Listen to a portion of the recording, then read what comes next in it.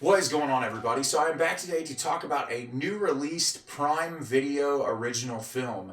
And the reason why I'm excited to discuss this is because I saw that this director is going to be in charge of making a direct sequel to the original Night of the Living Dead.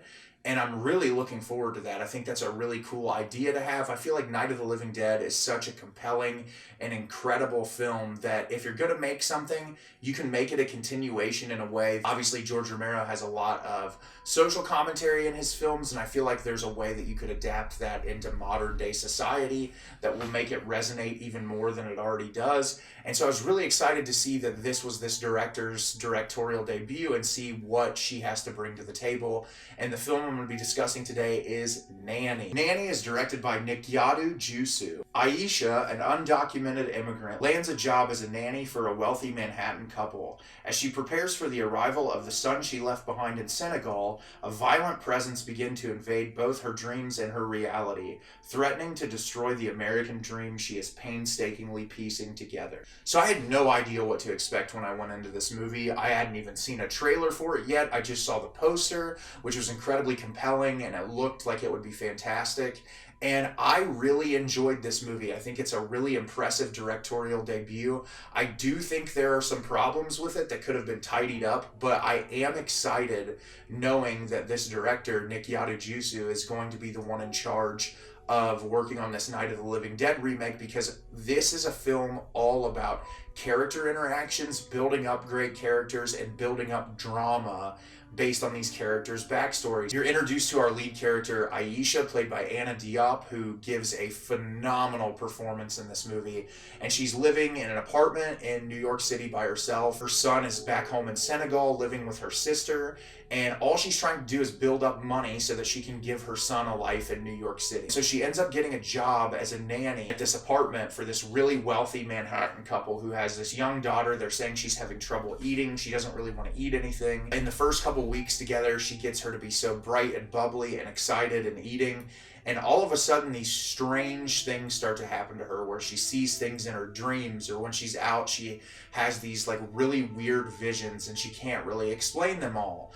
And the film is just kind of these really weird occurrences happening in her day-to-day life while also having a strained relationship with this wealthy white couple who employ her. They get to the point where they're not paying her on time. The husband is seemingly never there, but when he is there, he like is doing some weird, shady behavior. And she ends up taking romantic interest in the guy who works the front desk at the apartment complex where she works with that Manhattan couple.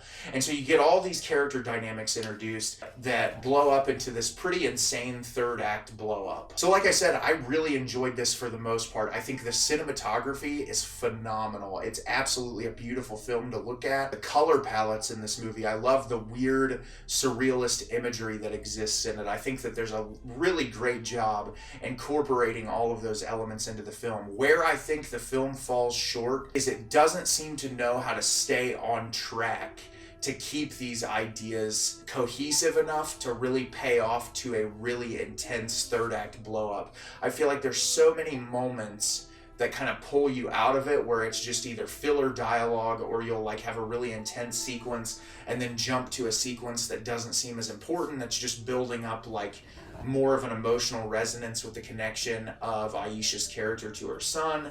And that's really unfortunate, but I do feel like that's a product of just a director in their first feature writing a cohesive enough screenplay or working with a screenplay that's tidied up enough to really pay off. And there's a lot of scenes in this that I feel like could have been trimmed out or restructured in a way that would make them pay off a little bit better. As far as this being classified as a horror film, it's really not, aside from a couple of sequences that are a little bit more jarring and scary. But for the most part, it's just more of like an uneasy film. There's a lot of moments that really do make you feel unsettled and uncomfortable, and I liked that part of the movie. I feel like there are some moments where that unease is played into a little bit heavily, that it's just like whether it's the score trying to accompany a moment that wouldn't really pay off on its own otherwise.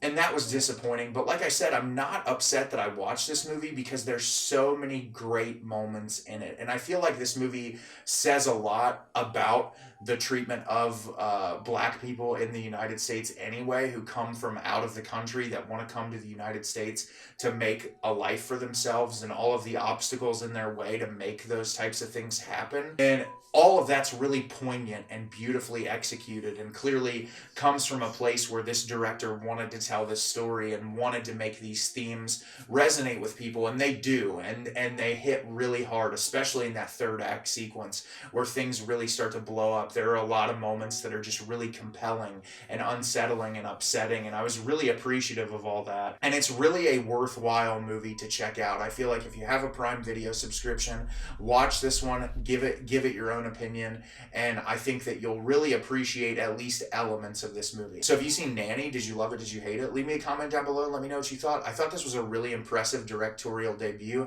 and although I didn't think it was a perfect film, I'm really excited to see what this director can pull off next. As always, if you can like the video and subscribe to the channel, it helps me out a lot and lets me know the type of content you're looking for. I'm always putting out new material and look forward to getting more out for you in the near future. And as always, everyone, thank you so much for watching, and have a great rest of your day.